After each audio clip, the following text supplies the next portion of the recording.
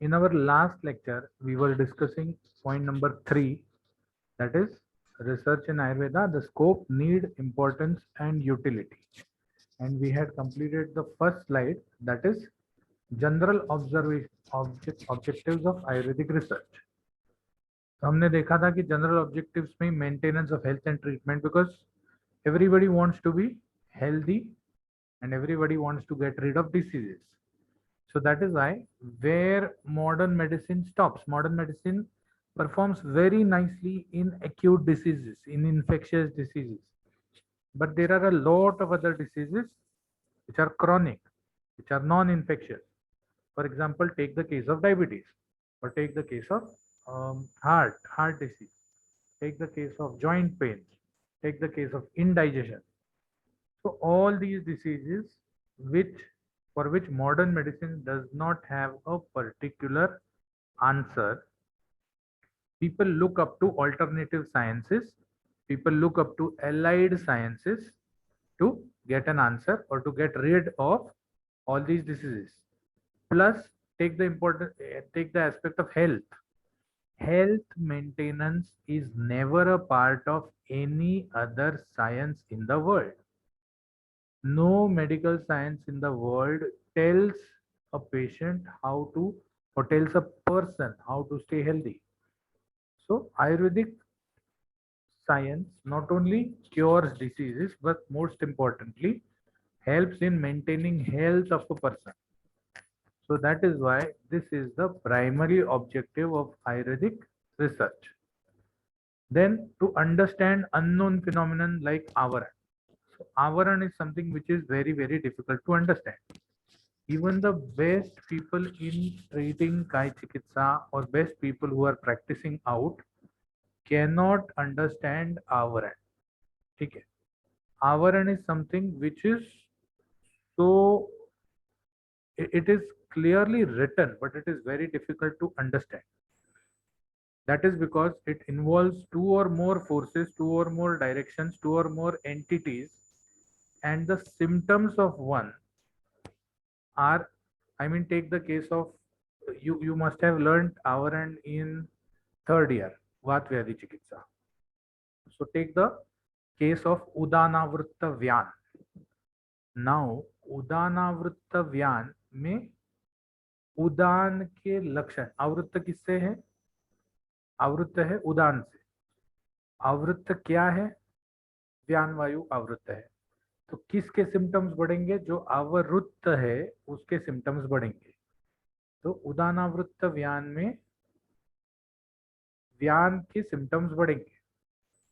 How will you understand whether this is a pure increase in Vyan or this is actually an increase in Udan which is causing an increasing in Vyan, because in both cases you will not see any symptoms of Udan Vayu, any symptoms of Udan Vayu. So ideally the most important thing is to understand the patient, understand the Nidan, understand what is the occupational causes the patient is going through, because only those things will tell you that okay, all these causes, all these causative factors, all these foods, all these lifestyle factors actually are a reason for vitiation या उदान के वृद्धि के लक्षण है. ये सब चीजें आपको बताएंगे कि वो उदान की वृद्धि के लक्षण है. लेकिन आपको कौन से वायु की वृद्धि के लक्षण दिख रहे हैं? व्यान वायु. So that may be one of the ways you can find out that Avaran is actually there in Vyan, and the Avrutta, the Vayu or the substance which is doing an Avaran is Udan. How nowadays, how the patients come to us? They have a variety of lifestyles. They have a variety of causative factors. They have a variety of occupations. They will come to us with ECG. They will come to us with 2D echo. They will come to us with your stress test. Now, all these things, or in all these things, it is very important to understand that ये व्यान वायु का आवरण stress test से, ECG से, 2D eco से हमको नहीं समझ में आएगा. तो what are the test which should be done, और अगर उदानावृत्त व्यान है तो उस व्यान वायु, प्योर व्यान वायु की वृत्ति में क्या चेंजेस दिखेंगे ईसीजी में, 2D इको में, हार्ट साउंड्स में, और अगर अवृत्त व्यान है तो क्या सिम्टम्स या क्या चेंजेस दिखेंगे. That also is a part of research.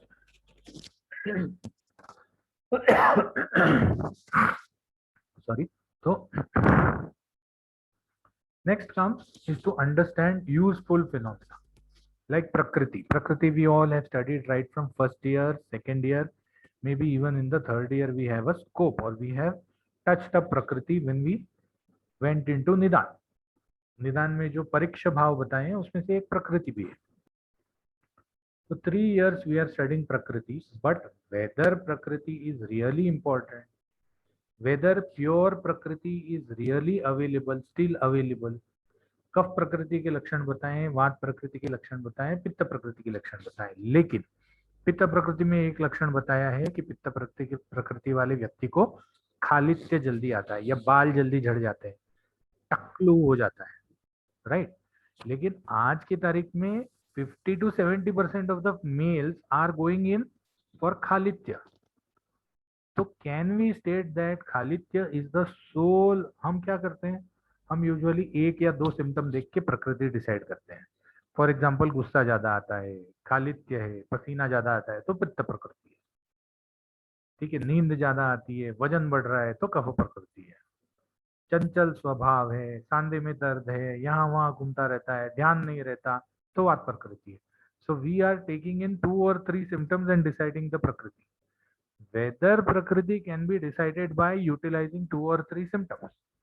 What are the current symptoms which should be, because पुराने जमाने में शायद खालित्य was not so common. Today it is very common.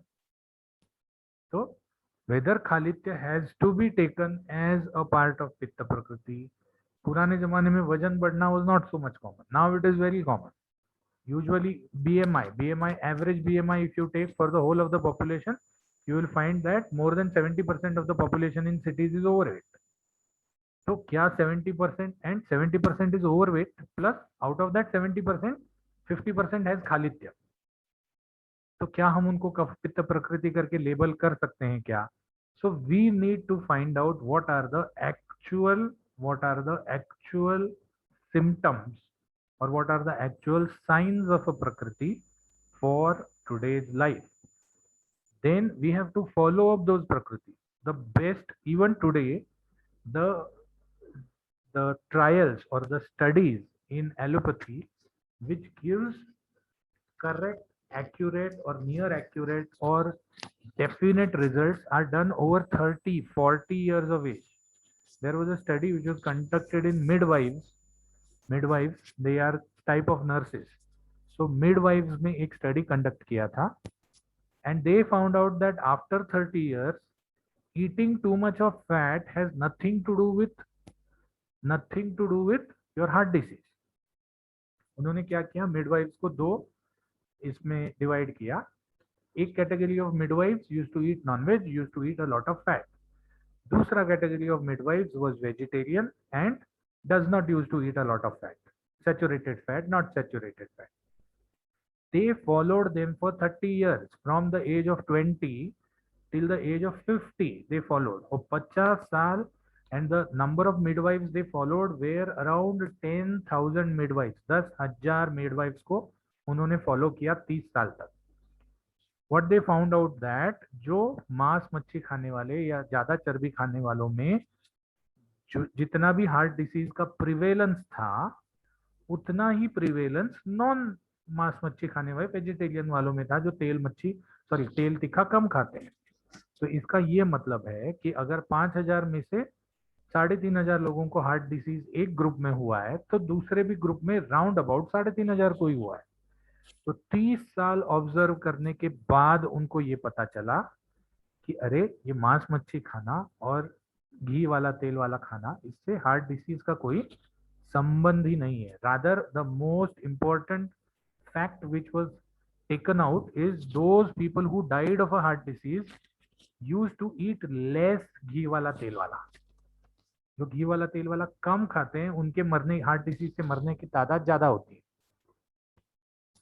So even in Prakriti, we have to we have to look out or follow that person for a long time, for a long time, to understand whether that Prakriti is really, does really cause a disease, or does really cause something, or really helps a disease, really helps a disease to, or really helps a person to withstand the disease. For example, in the last lecture we had understood that प्रकृति में जो कफ प्रकृति वाले लोग हैं उनको सांधे की बीमारियां कम होती है, सांधे की बीमारियां कम होती है.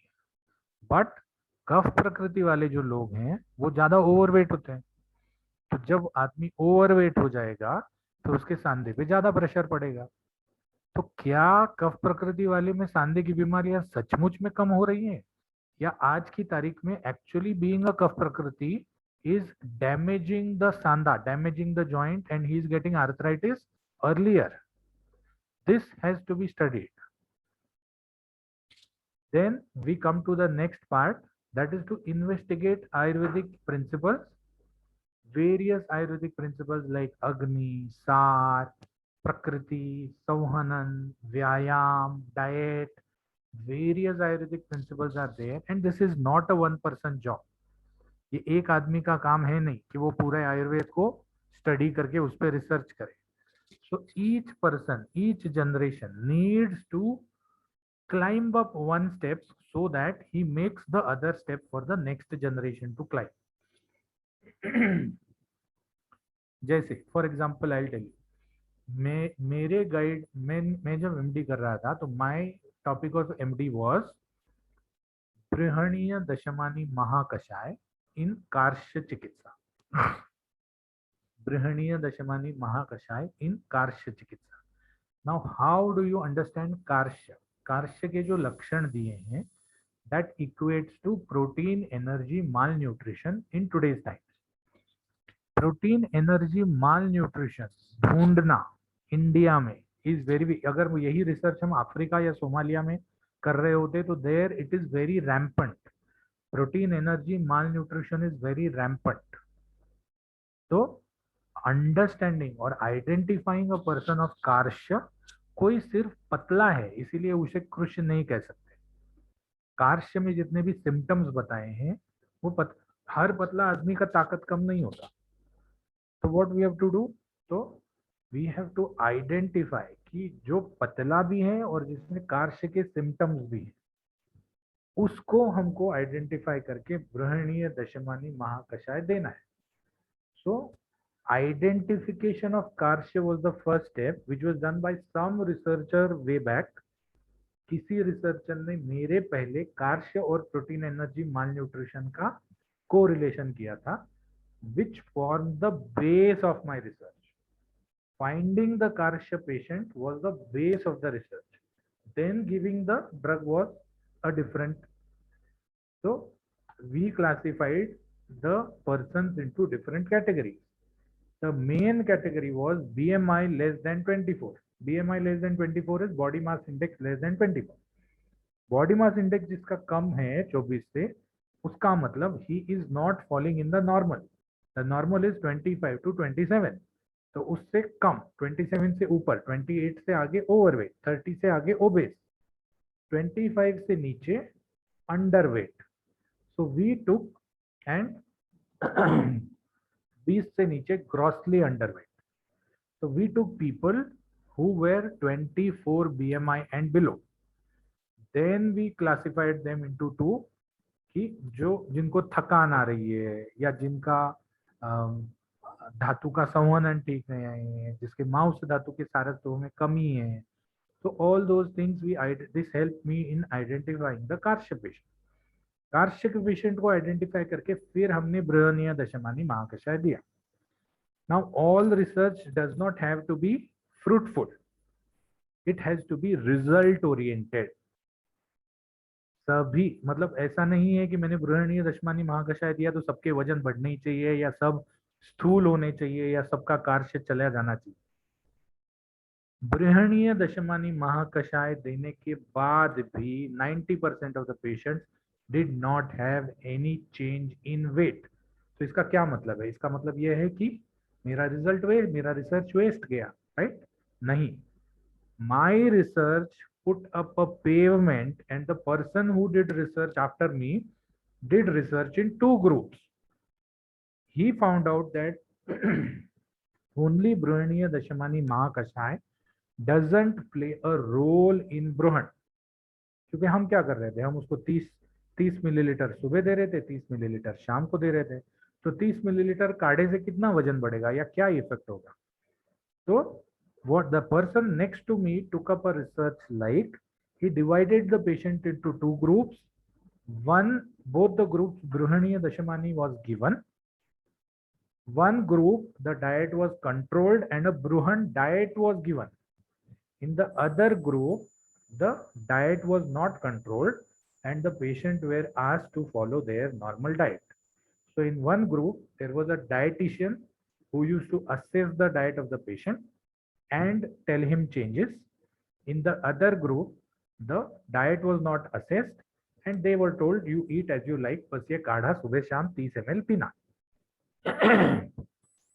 Then it was found that only giving the kadha was not fruitful, which was already established in my case. Giving a diet along with the kadha is more fruitful. उनमें BMI बढ़ा, उनमें नियरली 40 to 50% लोगों का BMI बढ़ा।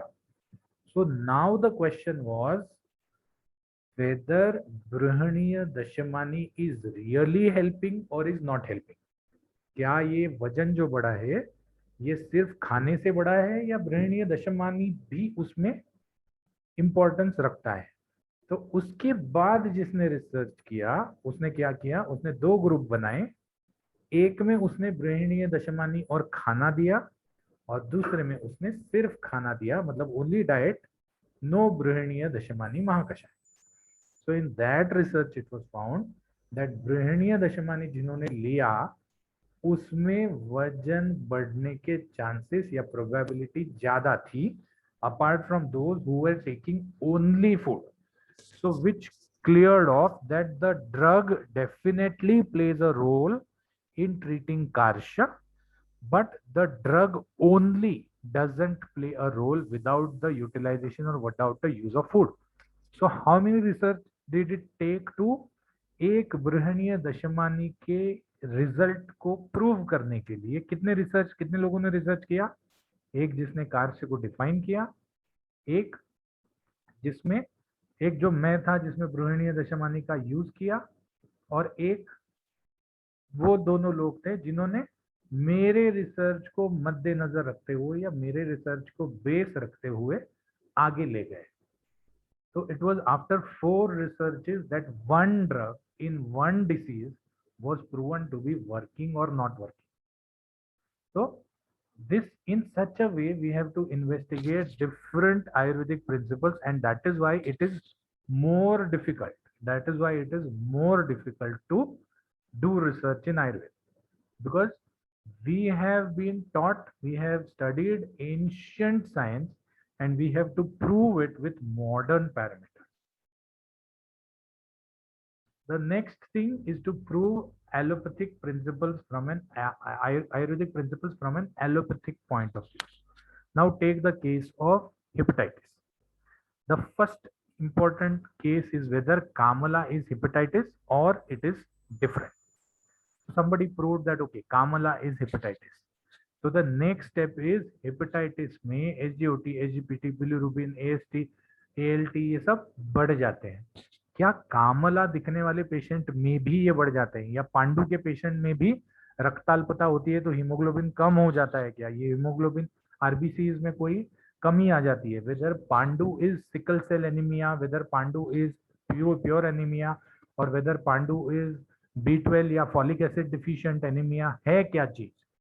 So you have to first identify the disease as per the allopathic point of view. Then you have to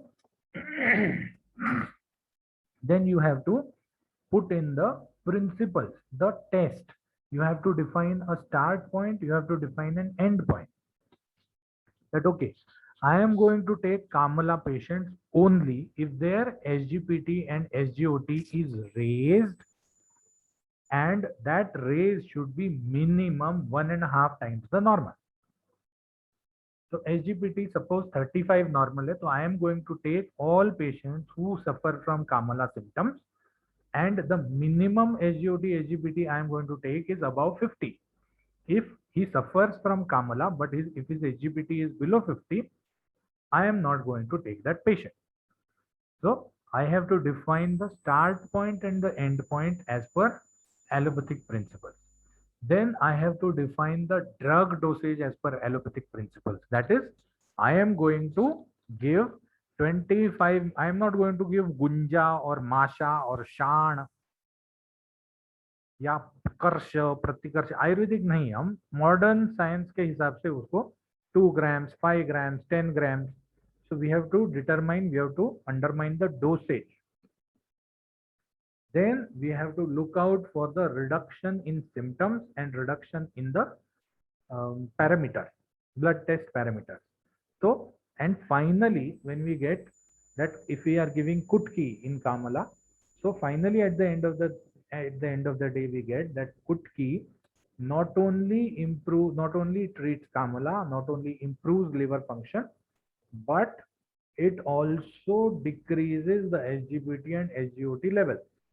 So here in this research, you are validating Kutki's role in Kamala, you are validating Kutki's role in hepatitis, you are validating Kutki's role as a reduction of SGPT, SGOT, as a reducer of SGPT, SGOT, so that there are many other, जैसे liver necrosis हो जाता है, तो liver necrosis में भी SGPT, SGOT बढ़ जाते हैं. It may not be Kamala, but it may be a plain near liver necrosis. So you are also validating that SGPT, SGOT को कम करने के लिए हम कुटकी का प्रयोग कर सकते हैं.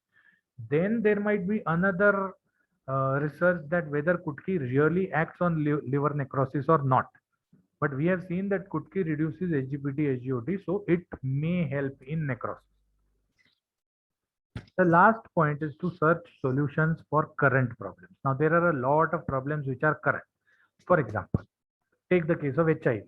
HIV came somewhere in 2002. 2002 में HIV का बहुत बाला होता था, बोलबाला. तो बड़े बड़े पोस्टर्स लगते थे, बलबीर पाशा को HIV होगा क्या and all those things. WHO बहुत सारा पैसा खर्च करता था, जैसे आज कोविड में खर्च हो रहा है. तो there are a lot of problems which have come. For example newer diseases are coming.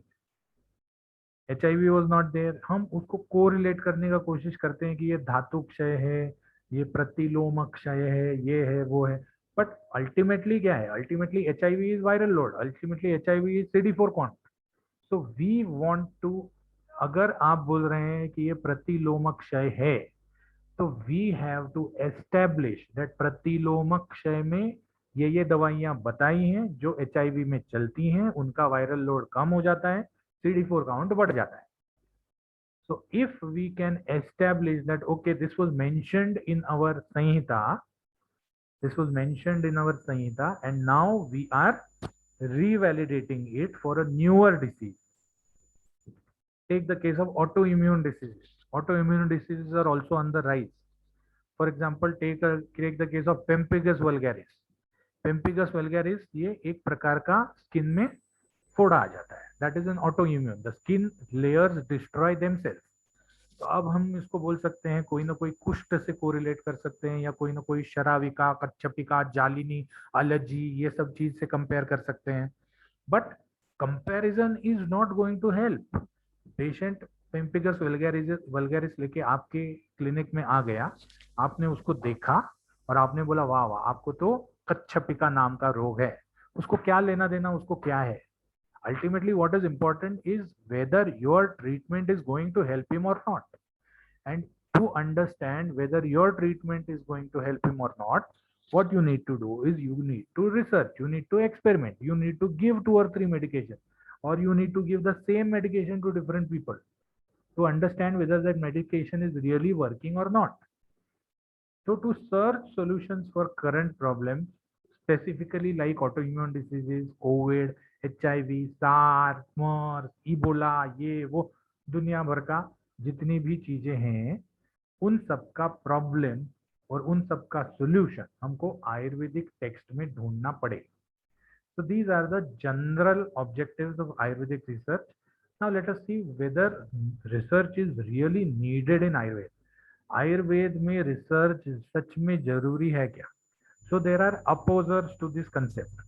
कुछ लोग ऐसे हैं जो बोलते हैं कि नहीं नहीं, आयुर्वेद में रिसर्च का क्या जरूरत है, एंड दे गिव देयर, वो अपना ये बताते हैं, अपना रीजनिंग बताते हैं कि आयुर्वेद तो शाश्वत बोला गया है, आयुर्वेद की प्रिंसिपल शाश्वत है, उसमें कोई चेंज भी नहीं होने वाला. अगर आयुर्वेद के प्रिंसिपल शाश्वत है, उसमें कोई चेंज नहीं होने वाला, वो वैसे ही चलने रहने वाले हैं, तो फिर उनको वैलिडेट करके क्या फायदा? जब वो सत्य ही है तो उनको फिर से प्रूव करके क्या फायदा? प्रूव करके कोई फायदा ही नहीं है. So that is the first reason for opposing research in Ayurveda. The second set of people say that Ayurveda में इतने सारे एक्सपेरिमेंटेशन हुए हैं, इतने, that is what I was telling you in the first lecture itself, that it is not that Ayurveda was not done by research. Ayurveda was definitely done by research only. The different संहिता, निघंटु, जितने भी कुछ लिखे हुए हैं, different identification of herbs, different treatments mentioned on different diseases are all a basis of long-standing experiments, long-term observations, passing on from one person to another, and long-term experience of a person. Why do you think that we had 8 different varieties of specialties, Ashtanga? क्यों? क्योंकि they also knew that शल्य वाला जो है वो शल्य ही देखता रहेगा तो उसमें एक्सपीरियंस बढ़ जाएगा, और एक शल्य वाला दूसरे शल्य वाले को एक्सपीरियंस दे के चला जाएगा. So Ayurveda is definitely something which relates to a lot of experimentation, a lot of observation, and a lot of research. What I have done is I have posted the link for attendance in the chat box. Kindly give attendance. There are 38 participants. So Ayurveda शाश्वत है, experiment से बना हुआ है, तो research का जरूरत ही नहीं है. पहले ही लोगों ने इतना करके रखा है कि अलग से रिसर्च क्या करोगे. The third set of people who speak or who oppose research in Ayurveda state that, अरे चरक ने तो बोला है कि हर आदमी यूनिक है, हर रोग अलग है. हमने लोगों को नाम ही इसलिए कम दिए हैं क्योंकि हर रोग अलग है. संसर्ग और सन्निपात के ही उन्होंने कितने सारे ये बता दिए हैं कि कोई ज्वर में पित्त प्रधान होगा, कफ क्षीण होगा, वात क्षीण तम होगा, किसी में पित्त वृद्ध होगा, कफ वृद्ध होगा, लेकिन वात क्षीण तम होगा. तो सन्निपात के भी बहुत सारे परम्यूटेशन कॉम्बिनेशंस दिए हुए हैं, संसर्ग के भी परम्यूटेशन कॉम्बिनेशंस दिए हुए हैं. तो अगर इतना यूनिक है, अगर हर आदमी का ज्वर इतना यूनिक है, और उसमें भी कैसा होगा, उसमें आदमी भी अलग होगा. मतलब अगर पित्त वृद्ध, कफ क्षीण और वात क्षीणतर है, तो ये कंडीशन पित्त प्रकृति वाले में भी आ सकती है, कफ प्रकृति वाले में भी आ सकती है, वात प्रकृति वाले में भी आ सकती है. अब पित्त प्रकृति वाले को लेंगे तो पित्त प्रकृति वाले में मृदु कोष्ठ भी हो सकता है, क्रूर कोष्ठ भी हो सकता है, मध्य कोष्ठ भी हो सकता है. मध्य कोष्ठ वाले को देंगे तो अगर उसमें समाग्नि भी हो सकती है, विषमाग्नि भी हो सकती है. तो each individual is unique, each disease is unique. तो अगर इतना यूनिकनेस है तो how can you do research in Ayurveda? Because research demands people with a similar attribute. Research requires people to have same set of characteristics. If there are no same set of characteristics, then research results may be skewed, may be wrong. So these are some of the definitions or some of the reasonings given by people who oppose research in Ayurveda. But there are also people who support Ayurveda, support research in Ayurveda. The most oldest example you can quote is Gananath Sen, who was a commentator on a Samhita.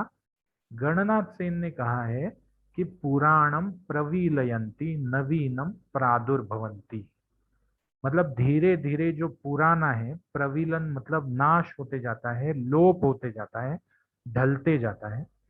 नवीनम प्रादुर्भवंती मतलब नया नया जो है वो आते जाता है, वो ज्यादा पॉपुलर होते जाता है और जो ज्यादा एक्सपोज्ड होता है। So because your lifestyle, your nature, the quality of medicine, the every factor is changing over a particular period of time, science has to validate everything which is older after a particular period of time. जैसे जैसे पुराने जमाने में जब हम बच्चे थे, मतलब मैं तो आज भी मन से बच्चा हूँ, बट अदरवाइज जब हम शरीर से भी बच्चे थे तो जो ग्रेप्स हम खाते थे वो ग्रेप्स में सीड होती थी। आज जब आप ग्रेप्स खाते हो तो वो we have seedless Samson variety, it is a hybrid seedless grapes. ठीक है, पुराने जमाने में जब हम मतलब ये ग्रेप्स जो खाते थे उसमें सीड होता था, अभी सीड नहीं होता। तो क्या पुराना ग्रेप जो है उसका और आज जो ग्रेप मिल रहा है उसका क्वालिटी, रस सेम है, रस सेम है, there is no doubt about it. थोड़ा सा ज्यादा मीठा है, पुराना ज्यादा खट्टा होता था, अभी थोड़ा ज्यादा मीठा है। बट क्या ये रस में थोड़ा सा चेंज छोड़ के वेदर द गुण इज डिफरेंट? पुराना ज्यादा लघु होता था, अभी का थोड़ा ज्यादा गुरु है।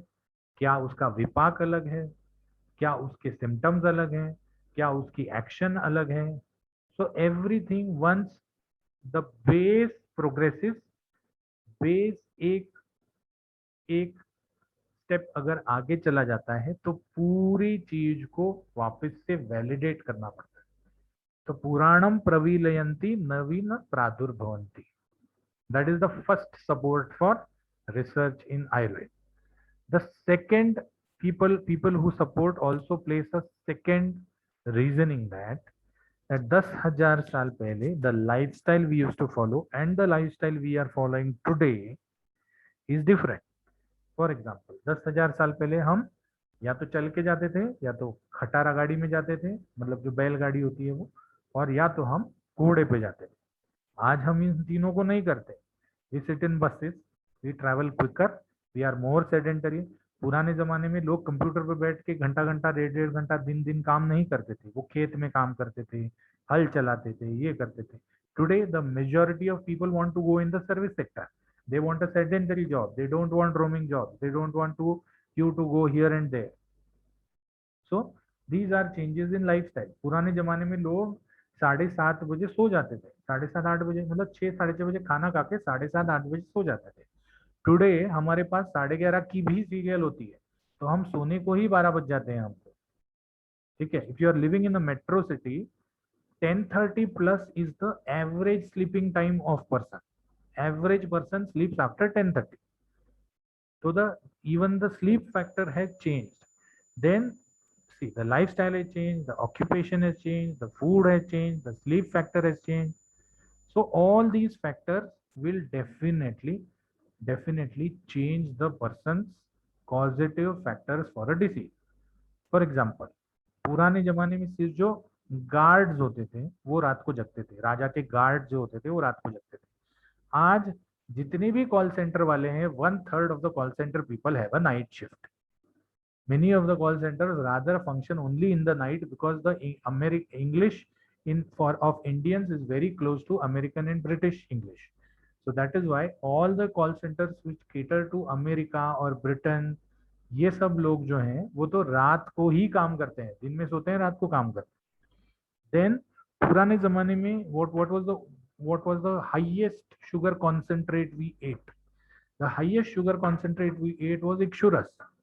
इक्शुरस मतलब इक्शुरस इज गन्ने का जूस। एक ग्लास गन्ने के जूस में 7 चम्मच शुगर होती है। Whereas today, what is the highest concentration of sugar we are eating? We are eating Coca-Cola. We are drinking Coca-Cola. 200 ml of Coca-Cola contains 14 teaspoonfuls of sugar. So what is more important is to understand whether any of our lifestyle or any of our food or any of the factors which we are undergoing, whether that is causing any disease or whether that is not causing any disease, whether that is prohibiting any disease, right. रात को सोने से वात, न सोने से वात बढ़ जाता है, ऐसा हमने सुना है। अब वात जिसका बढ़ा हुआ है उसका धातु क्षय होना चाहिए, लेकिन ये देखा गया है कि जितने भी रात को काम करने वाले लोग हैं, specifically the call centre people are all sthula, वो मोटे होते हैं बिकॉज दिन में सोते हैं, रात में बैठते हैं। तो फिर अगर वो बैठ के काम कर रहे हैं तो वात उनका बढ़ा है कि नहीं बढ़ा, स्थूल क्यों हुए वो। So all these things have to be studied as per the modern concept. Take the case of exposure. पुराने जमाने में हम धूप में ज्यादा काम करते थे, रास्ते पे चलते थे, सुबह सुबह जल्दी उठते थे, so our vitamin D exposure was better. People did not have rickets, people did not have osteoporosis because they were using the bones, they were utilizing more amount of vitamin D below their skin. Today what is happening? Today हम 7 से 8 बजे तो bed से उठते हैं, ठीक है, leave aside going in the sun. 7 बजे हम बेड छोड़ते हैं, फिर हम ब्रश करते हैं, फिर हम बाहर निकलते हैं, बस स्टॉप तक चल के जाते हैं और बस में बैठ के कॉलेज आते हैं, ठीक है। जो हॉस्टल में रहते हैं वो तो उतना भी नहीं करते। तो the exposure to the sun is reduced. Take the case of pesticides. पुराने जमाने में पेस्टिसाइड जो होते थे वो बहुत होते थे। So what we do is we stop here because it is less than 1 minute remaining. Change in factors we will discuss next time. Thank you so much for attending and have a very nice day. We will take change of factors in next time.